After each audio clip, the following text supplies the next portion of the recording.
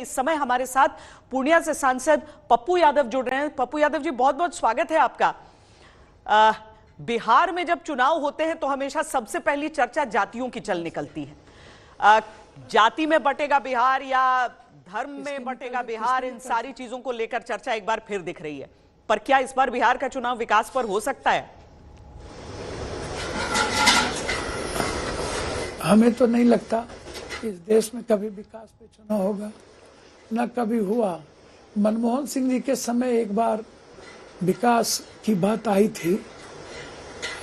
उसके बाद जो मैं समझता हूँ, इधर लंबे समय से मंडल कमंडल, हिंदू मुसलमान, बैकवर्ड फॉरवर्ड, जिन्ना, पट्टीदार, कब्रिस्तान, शमशान, ईद, बकरीद, पुलवामा, डीएनए, मतलब आरक्षण, इसी सब चीज़ों पर चुनाव होता है। चुनाव तो किसी मुद्दों पर अच्छा मार्केटिंग भी होती है। अब चुनाव का तो कोई बहुत मतलब रह नहीं गया कि जो जितना अच्छा मार्केटिंग करेगा, जिनके पास जितने ज़्यादा पैसे होंगे ज़्यादा खर्च करेंगे। जो लोग आप उठा करके देखिए तो पता चलेगा कि चुनाव में लगभग लोग किसको टिकट दे रहे हैं। साउथ में भी देखिएगा तो 2000, 300,000, 4000 करोड़ वाले लोग चुनाव लड़ 200-300 करोड़ रुपये चुनाव में खर्च करते हैं। यादव जी, इस बार बाबा बागेश्वर लंबी कथा कर रहे हैं, राम कथा कर रहे हैं बिहार में, और आप तो बहुत भड़क भी गए थे जी। आप बहुत भड़क गए थे, आपने कहा जेल के पीछे होना चाहिए। मेरी बात सुनिए ना, मेरी बात सुनिए ना। मैं किसी पर भड़कता नहीं हूँ। मेरी बात समझिए। आपने हमसे पूछा चुनाव का क्या होगा। मैं हमेशा कहता हूँ कि चुनाव हमेशा, आप अभी जो बात जो सामने आ रही है, आप उठा करके देखिए। नीतीश बाबू का तबीयत देखिए, अस्वस्थता देखिए, लेकिन नीतीश बाबू प्रासंगिक है कि नहीं? क्योंकि कुछ लोगों को लगता है अच्छा बीजेपी अकेले चुनाव लड़के, आप देख ले, आपको पता चल जाएगा। अच्छा, कांग्रेस के बगैर एनडीए चुनाव लड़के, इंडिया गठबंधन चुनाव देख ले आप। ऐसा नहीं होता है। देखिए, कोई भी चीज आप इसको समझने का प्रयास कीजिए। चुनाव अब एक जो आदमी संघर्ष नहीं करता है, बिहार को, देश को नहीं जानता है।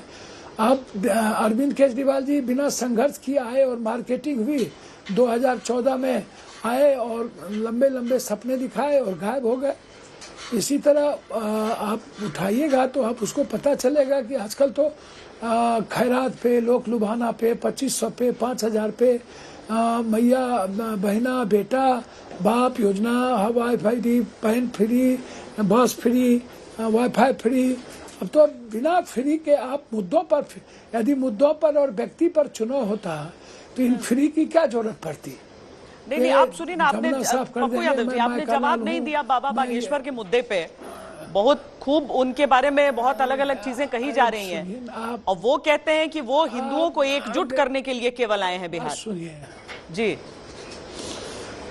देखिए, एक बात बताता हूँ, मेरी बात समझिए। इस कंट्री में 20 करोड़ मुस्लिम है, इस्लाम को मानने वाले। लगभग बौद्ध और अंबेडकर को मानने वाले लोगों की संख्या और ईसाई महावीर को मानने वालों की संख्या आप देख लीजिए, तो सब मिला के 25 करोड़ के लगभग इधर है। ठीक है, ST SC 27% के लगभग है। देखिए, यह देश जो है ना, यह देश सनातन से है। साउथ जाइएगा, वहाँ के भगवान का रंग अलग, कलर अलग। नॉर्थ जाइएगा, वहाँ का भगवान का रंग और कलर अलग, लाल नहीं है, अलग अलग तरीके से। जब आप मराठा जाइएगा तो वहाँ पर गणेश की पूजा सबसे प्रधानता के साथ होती है। कहीं सिटी के साईं बाबा की पूजा होती है, जो सनातनी बात करते हैं। जब आप अजमेर शरीफ जाइएगा तो वहाँ पर हिंदू, मुस्लिम, सिख, ईसाई सभी लोग जाते हैं। इस तरह बहुत सारे जगह ऐसे हैं, जैसे अपोह दीपो भवा, बुद्ध को मानने वालों की प्रासंगिकता बहुत ज़्यादा है।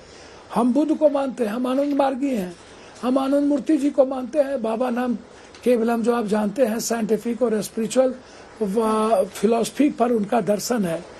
आपको कोई चीज़ छुपी भी नहीं है। जब आप पेरियार को मानने वाले लोग अधिक हैं, बाबा साहब अम्बेडकर ने बुद्ध को क्यों वसुधैव कुटुंबकम, तो ऐसे में सीता जी का मंदिर बनवाने की बात करने से कुछ होगा फिर? तो सर सुनिए ना, 10 बार घोषणा सीता जी की ये कर चुके हैं।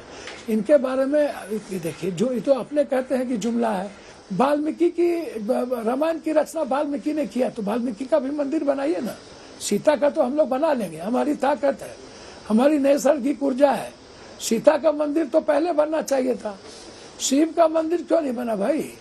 बुद्ध को मानने वाले जो लोग हैं, आज बुद्ध पर आप जो हिंदुत्व की बात करने वाले उनसे जरा पूछिए। बौद्ध धर्म तो हिंदुत्व को नहीं मानता है, लेकिन वहाँ पर जो क्या कारण लग रहा है कि जितने चुनाव हो रहे हैं वहाँ परफॉर्मेंस बीजेपी का बढ़िया हो रहा है? चाहे हरियाणा देखिए, जम्मू कश्मीर में ठीक है नहीं बनी उनकी सरकार, लेकिन महाराष्ट्र में अच्छे से जीत कर चले आए। फिर दिल्ली में इतने साल से अरविंद केजरीवाल बने थे, उनको पावर से बाहर कर दिया। क्या आपको लगता है बिहार में वैसी उनकी मौजूदगी है इस समय, वर्चस्व है? देखिए, मेरी बात समझिए, मेरी बात समझिए कि वो जीत नहीं रहे हैं, हम हार रहे हैं। वो नहीं जीत सकते हैं। आप जनता की स्थिति उठा करके देखिए, आप वोट का भी स्थिति ट्रेंड उठा के देखिए। मात्र 400 से हरियाणा चुनाव जीत गए। दिल्ली में आप उठा करके देखिए कि वो कैसे जीते हैं। दिल्ली सभी जगह के लोग हैं, किस हालात और किस परिस्थितियों में वो जीते हैं उसको आप उठाइए। देखिए, जो जीता सो सिकंदर, ये हर जगह, यहाँ द्वारिकाधीश बने थे बिहार में अभी तक विशेष राज, विशेष पैकेज, या बिहार की स्थिति को देखिएगा। पलायन पर इन्होंने फैक्ट्री को लेकर के कोई बात नहीं की। सबसे ज्यादा पलायन है, फैक्ट्री हमारी बंद है, आप विशेष फैक्ट्री हमको दे देते, उस पर भी बात नहीं करते हैं आप। जब कोसी सीमांचल में सबसे ज्यादा कैंसर, ब्रेन ट्यूमर, हार्ट का ये होता है, आपको एक एम्स और देना चाहिए था सहरसा, जबकि जमीन सब कुछ हो गया, आप हमको नहीं दिए। आप सबसे ज्यादा मक्का, मखान, दूध हमारे तरफ होता है। खगड़िया, भागलपुर से लेकर के सहरसा, पूर्णिया, मधेपुरा, वर्ल्ड में सबसे ज्यादा 80% मक्का कहाँ होता है? आप इस पर बात नहीं करते हैं। ये जिस लड़के की बात आप कर रहे हैं, आप इसके बारे में समझिए। इसको हिंदुत्व या शिव का क्या पता? ये सनातन को क्या जानते हैं? सनातन का मतलब है दूसरों के विचारों का सम्मान करना, दूसरों की आजादी, दूसरों की खुशियों को ढूंढना, दूसरों को मुस्कुराने का अवसर देना। सनातन का मतलब है वसुधैव, सब एक है, सबका खून एक है। हमारे ही खून से कोई बौद्ध धर्म को अपनाया, कोई इस्लाम को अपनाया, कोई किसी, रास्ता एक ही है। रास्ता अलग अलग हो सकता है, लक्ष्य एक ही है, पटना और दिल्ली जाने का।